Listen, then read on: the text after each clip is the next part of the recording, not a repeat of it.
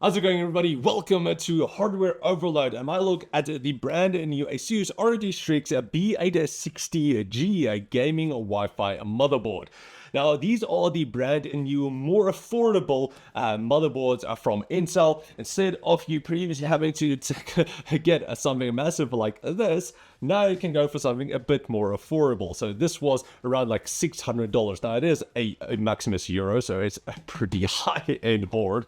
But now you have a much more affordable option. Now, unfortunately, I don't exactly have pricing for this motherboard at the moment because it's so new.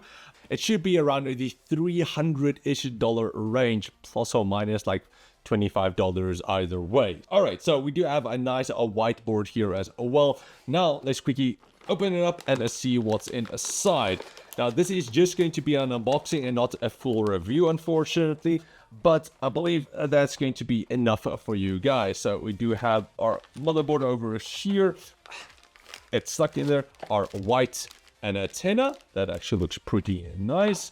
We do have our manual here, which I just love that they added all of the connectors on the board directly on the front of the manual. That's very nice. You'd have your stickers. So if you don't like stickers, there you go. Just some warranty papers. You do have your tiny zip ties. You have your slider, your Q slider, some rubber pads, some more rubber pads for your M.2, your Q latch for M.2 as well, your two SATA ports, SATA cables, and then also a lanyard. So if you want to put that on your car's keychain, then there you go. Now let's move that out of the way, and we can take a look at our pretty small motherboard. So this is a m-atx board instead of a standard ATX or e-ATX board. So as you guys can see, it is a lot smaller. But for most of you out there, it's probably enough. So you don't need all of the additional PCIe slots and then 50 M.2s. Okay, not 50, but yeah, most of us over here only need around 2 or 3. So this should be enough for you. Overall, the design does look very nice. I do love the white design. I don't know, I'm a freak for just a white PC. But anyway, everything else looks pretty nice with our white, black and white accents. On the back over here, we don't have anything else. So this is, of course, the newer LGA 185001 socket, and it only supports the latest ultra-core CPUs from Intel. Unfortunately, you can't pair it up with a 14 range of 14 series CPU or 13 or whatever. With the previous ones, you could mix and match them a bit, but unfortunately, this is an entirely new platform, and you'll only be able to use it with the Core Ultra CPUs, but more of them will come out a bit later. So you do have your upgrade options for that, I believe. Hopefully they stick to the upgradability, but we'll see. Now, like I mentioned before, you don't necessarily need to go for a high-end board like this. If you want to pair it up with Core Ultra or Core 9 CPU, you just won't be able to get the full performance with overclocking and all of that with the CPU. But probably for 99% of you out there, this is plenty enough. And especially with all of ASUS's new overclocking technology, their AI overclocking or whatever, you do have a lot of options where the motherboard will handle all of that for you, so you don't have to worry about anything. So you do have their new AI overclocking NPU boost that actually, from their testing, was able to get a performance boost of 24%. But that was on a different board, I don't believe even higher than this, and then also on the Core Ultra 9 CPU. But without needing to do anything, it's be able to overclock your CPU somewhat, and you'll get a bit of performance upgrade with that. So why not use it? If your cooler is good enough, then you can definitely take a look at that inside the BIOS, and you'll be able to do that automatically. You do, of course, also have their Turbo V-Core and then also Armory Crate. And then Armory Crate, you can do all of the AI overclocking in that inside Windows itself. So that's also pretty handy. I've used it a couple of times, and you do get a few percentage increase in your performance. So it's a nice feature to add, and you don't really lose anything when you do that. Now, moving on towards our VRMs over here, so pretty nice setup with a large aluminum heat spreaders. So you do have a 14 plus 1 plus 2 plus 1, all of them 80 amp VRM power stages. So pretty a nice addition. I believe the previous one was only a 12 plus 2, I believe. So it is a nice upgrade compared to the previous board, where we still had i7s and i9s and stuff. I kind of miss our I range, if that was something that you actually called them. But yeah, I'm going to miss calling them i7s and i9s. Now, just a reminder that I do have a couple of other channels as well. So this is, again, currently a hardware overload, where I'm usually focused towards more internal components for PCs. So motherboard, CPUs, graphics cards, all of that, benchmarks and everything. But I do also have a gaming overload, which is more focused for peripherals and monitors and so on. So definitely check that out. And then also I do have unbox overload, which usually is where I do my unboxings. So that is where I unbox stuff first, get my first impressions, and to see if it's actually worth doing a full review on, and then it moves towards the main channels, hardware overload and gaming overload. So definitely check those out in the link in the description if you want a lot more content. But anyway, now let's move on towards our memory slots over here. So we do have 4 DDR5 DIMM slots with speeds going up to 9,000 mega transfers per second. So that is stupidly quick. I don't think that really makes too much sense to go that high, because in the end the RAM is going to cost more than your motherboard and probably your CPU. So yeah, rather something that's around 6,000, that's plenty enough. Now, of course, you do have your XMP overclocking and then also your ASUS enhanced memory profile to get all of the needed performance out of your memory modules. So it handles all of the timing and the clocking and all of that. So that's going to handle everything in the BIOS. Now then, moving on towards our PCI Express slot here. Again, like I mentioned in the beginning, you only have a single one. Now, if that is an issue for you, you can rather go for, I think it's the B860S board or B660A board. So that is pretty much exactly the same board, but it's full size. So you do have your additional M.2s and also additional PCI Express slots.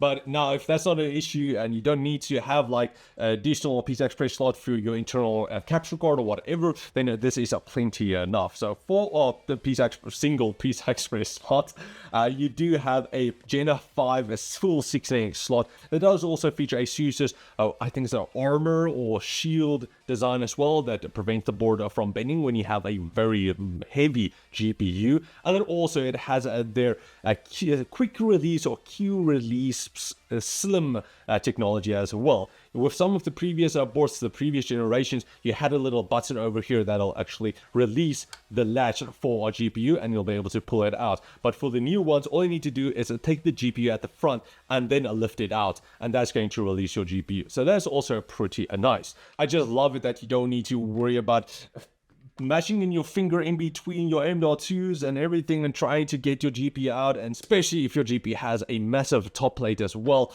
It was such a drag. You need to use like a screwdriver to get it in there. That's not a problem anymore, so I'm really happy. Now moving on towards our storage, we do have 4 M.2 slots over here. So 3 of them are being underneath the heat spreader over here and our top one as well. Now only the top one is a PCI Express Gen 5, but honestly that is plenty enough. And the bottom 3 are PCI Express Gen 4. So let's take it out so we can see. So 3 down here, all of them, it does feature ASUS's Q latch connectors or latches, whatever you want to call them as well. So that just makes installing and uninstalling your M.2s so much simpler. Now, as for our top slot over here, it features the screwless mechanism where you only have to pull this back and then it actually release and slides off. That is so cool. That just makes installing, again, M.2 so much simpler, where you don't need to have the screwdriver and everything in there. So yeah, a very nice feature. Now, usually these do have their Q latch or Q slider technology as well. So I see that they don't have it directly on this one because it was more of a standard size, usually for the longer ones. Then for the 22-110 size ones, you actually have a slider that when you put in your M.2, it actually slides over, and that actually keeps your M.2 in place. But with this one, because it's a standard size, you only have the Q latch, but that is plenty enough. So again, a Gen 5 and then 3 Gen 4s, plenty enough for all of your needs. All right, so now while I put this back, let me ask you guys, if you have any product you would like me to take a look at, if you want to actually get the product, but you're not too sure if it's actually worth getting, then you can tag me and the brand in a tweet or what a X post, and I'll see if I can get that arranged for you.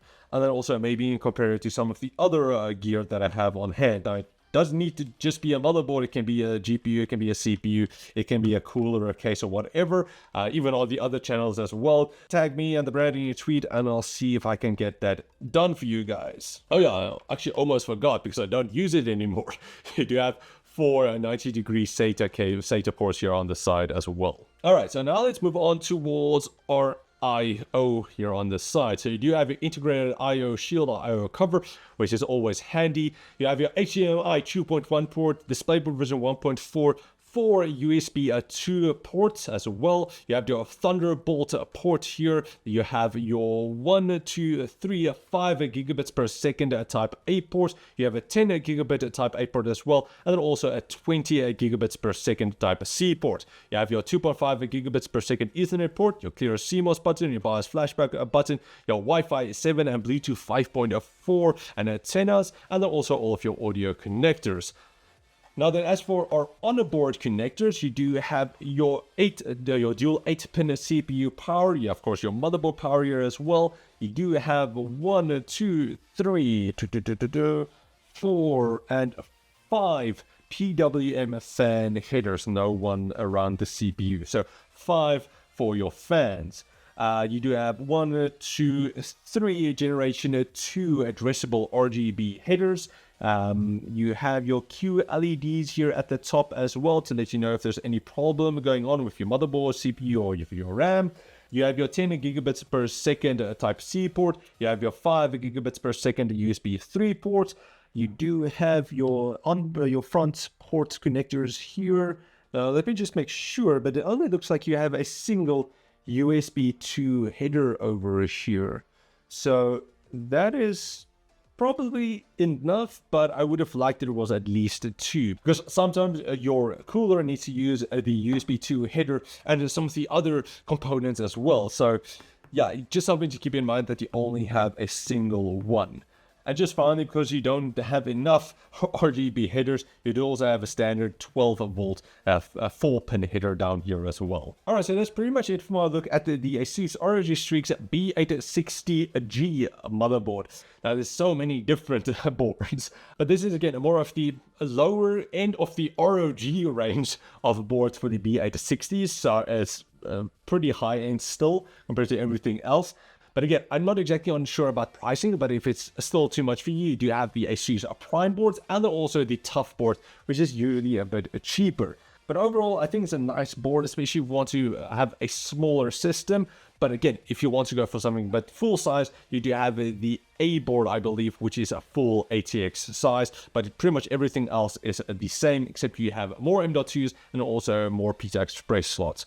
So yeah, that is pretty much it. If you guys want to get it for yourself, I will leave links in the video description once it's available. And also, if you like this unboxing, please like, share, subscribe, and comment like always. And a big shout out to ASUS of Africa for sending the board over for this unboxing. And if you guys want to see more related content, of course, definitely subscribe and also check out the other channels as well, because there's a ton more content to come. But yeah, that's pretty much it. Thanks for watching, guys, and I'll check all of you next time. Cheers, guys.